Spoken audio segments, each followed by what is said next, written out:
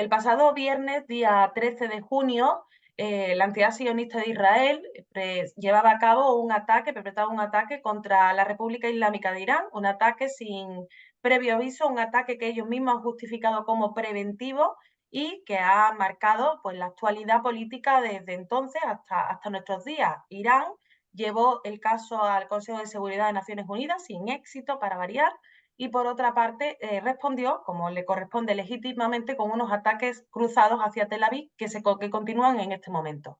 Para analizar este contexto brevemente, en esta mesa express, contamos con Eduardo Luque, al que nos va a contextualizar un poco qué es lo que está pasando. En primer lugar, bueno, aunque sabemos que Netanyahu ya habló de que Israel tenía 7 frentes, Irán era uno de ellos, exactamente por qué este ataque se produce ahora contra Irán y por qué contra Irán. O sea, ¿qué importancia geoestratégica tiene Irán en este conflicto y qué situación está ahora mismo atravesando Israel para sentir que necesita escalar el conflicto en este punto? Primero empecemos por el final, que eso nos dará el contexto del desarrollo posterior. La situación dentro de Israel es muy complicada también, lo sabemos. El deterioro de la política de Netanyahu es amplio. Estos días estaba a punto de que su gobierno cayera por una moción de censura y teme, y lo sabe bien, que en caso de una caída del gobierno y una pérdida del poder, implicaría prácticamente con bastante seguridad que él entraría en la cárcel, puesto que los cargos en su contra son muy consistentes y muy importantes. Aquí tenemos la primera condición para esta guerra. La segunda condición, que se consigue también así, es que la oposición al gobierno de Netanyahu se reúne en torno a la bandera que levanta el premier y así levanta una cortina de humo nuevamente sobre su situación interna. No hablemos ya del desarrollo económico dentro de Israel, con gravísimos problemas que económicamente se sostienen gracias a la inyección de dinero de Occidente, especialmente Estados Unidos. Y por otra parte, ¿por qué Irán en este momento? ¿Por qué Irán? Porque fundamentalmente no únicamente es una guerra entre Israel e Irán, sino una guerra, y lo hemos de ver en un contexto más amplio, una guerra entre la OTAN y los países BRICS. Irán es clave en los países BRICS, clave por su capacidad productiva de petróleo y gas natural, que abastece, como sabemos, en gran parte a China, el país central, con Rusia, de los países BRICS, y al margen también alimenta a la India, otro gran país de los países BRICS, y por tanto, si controlase Irán, Estados Unidos y Occidente, eso implicaría un control importantísimo, yugular prácticamente todo el procedimiento, el proceso que está llevando a término China en torno a la ruta de la seda. Así que este es el gran contexto. Pero hemos de, simplificando mucho, que es la OTAN y Occidente, lo veremos después cuando analicemos la posición de los países occidentales, la que ha decidido la guerra contra los países BRICS. E Irán es la pieza clave a abatir en este momento. Efectivamente, la segunda pregunta iba a ir por ahí. ¿Cuál es el rol que están desempeñando estas potencias occidentales? Porque, bueno, Donald Trump ha emitido distintos comunicados contradictorios por completo. Inicialmente celebraba el ataque e incluso parecía que él mismo lo había promocionado de alguna manera para exigir o para influir en las negociaciones con Irán. Después no, después parecía que él iba a ser el pacificador, como él decía, que como en India y Pakistán.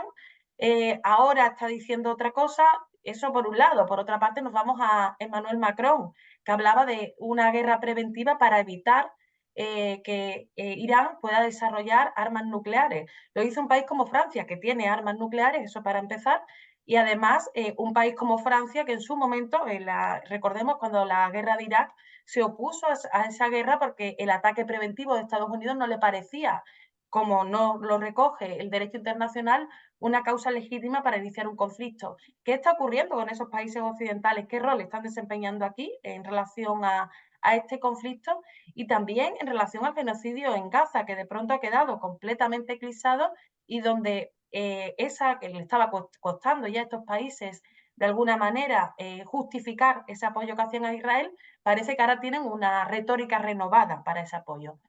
¿Cómo ves ese rol que están desempeñando estos países y al final quién está moviendo, ¿no?, todos estos hilos?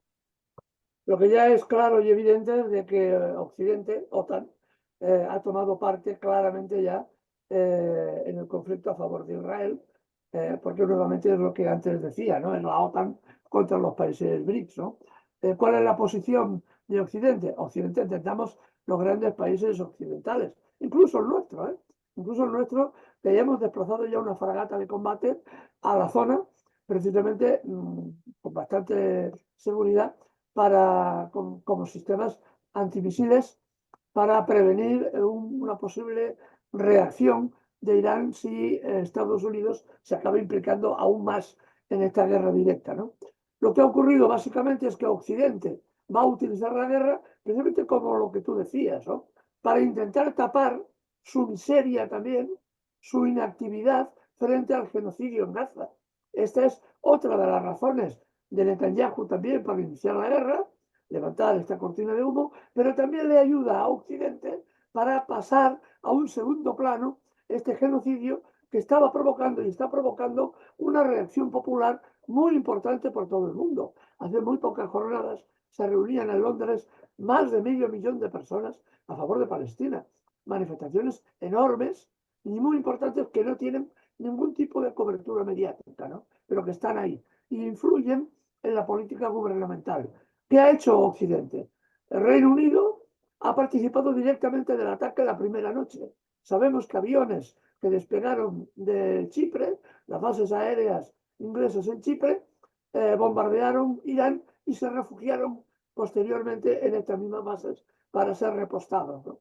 Esto ya ha quedado perfectamente constatado. Igual que Erdogan, el turco, como siempre jugando a todas las cartas, ha permitido que los AWACS, los aviones de inteligencia, despegaran de la base de Incirlik al sur de Turquía, sobrevolando la frontera entre Azerbaiyán e Irán, precisamente para tocar las defensas, a ver e investigar las defensas antiaéreas. Así que la implicación directa, bueno, ya no hablemos del pequeño Napoleón francés, porque no es solo que sea patético, es que es risible.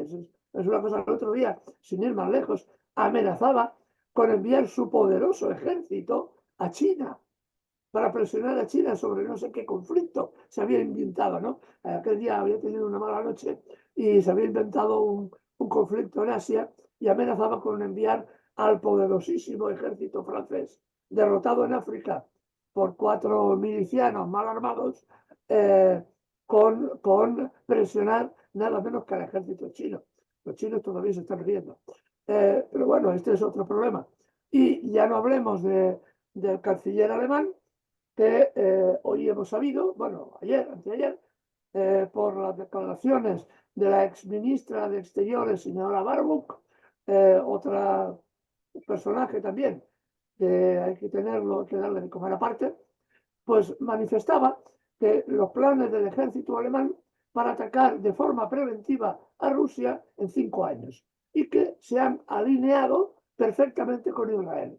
Así que todo Occidente participa de esta guerra contra Irán y contra el pueblo palestino. Esto es una de las evidencias también del actual conflicto en el actual momento. Bueno, para cerrar y no extendernos en esta mesa express, quería preguntarte por esta cuestión de lo de los ataques preventivos, que es algo que, como sabemos, que he mencionado también antes, no está recogido por el derecho internacional. Tú no puedes atacar a un país por si acaso, que es un poco lo que plantea. Y esto además fue con lo que se justificó esa guerra de Irak, esa guerra ilegal de Irak del año 2003, la justificó George Bush. ¿Estamos ante una renovación del discurso de la guerra preventiva por parte de esas potencias occidentales en medio de este contexto de guerra contra el mundo multipolar o contra los BRICS? Es evidente, además hay documentos escritos por parte de think tanks tan importantes como el RAND Corporation, en la que señalaba la necesaria destrucción de 7 países de África y de Oriente Medio para mantener el predominio unilateral de Estados Unidos en la zona. El último país que queda por destruir es, adivínenlo, Irán. Es el último país que queda por destruir e intervenir en este contexto. Literalmente la preparación del ataque a Irán se produce, estaba revisando los datos últimos de los escritos que yo mismo y otros autores habíamos hecho hace años, estaba preparado desde antes del 2007. Esto no es de ahora. Nadie piense que ha sido un calentón, si me permite la expresión. Está preparado desde mucho antes. Prácticamente desde una vez acabada la guerra de Irak, ya se comenzó a plantear la necesidad de destruir el Estado iraní y el gobierno iraní y el país, evidentemente. ¿Por qué? Por lo que hemos dicho, sus reservas de petróleo y su posición estratégica. Si Estados Unidos controlara el estrecho de Hormuz, derrotado Irán y desarticulada a la nación iraní, Estados Unidos podría yugular el crecimiento de China y evidentemente China no tendría la capacidad productiva que ahora mismo tiene. Y por otro lado, controlar a Irán significa desde el punto de vista de Estados Unidos introducir tropas en la frontera con Azerbaiyán en el sur del Mar Caspio, que es frontera con Rusia, y poder disponer de misiles de ataque desde el Mar Caspio a muy pocos kilómetros de la frontera rusa. Por lo tanto, sería conseguir lo que se pretendió en la guerra de Ucrania, pero que, visto la evolución del conflicto, no va a ser posible, repetir, intentarlo por otra vía. También falló Estados Unidos en el intento de hacerlo por Georgia, recordemos la guerra en Georgia de hace unos años, y ahora lo intenta, si pudiera ocupar esa franja del norte de Irán, frontera con Rusia, para precisamente presionar a Rusia con armas nucleares. Este es el escenario que ahora estamos viviendo. Bueno, muchas gracias, Eduardo Luque. Seguiremos analizando la realidad política que nos ha tocado vivir. Esto es la Mesa Express, que es simplemente algunas pinceladas, algunas cápsulas de actualidad, sobre todo para poner el foco en las claves que verdaderamente están marcando este escenario, pese al ruido mediático y a las distracciones interesadas de cuáles son los verdaderos objetivos. Gracias, Eduardo. Nos vemos en la próxima.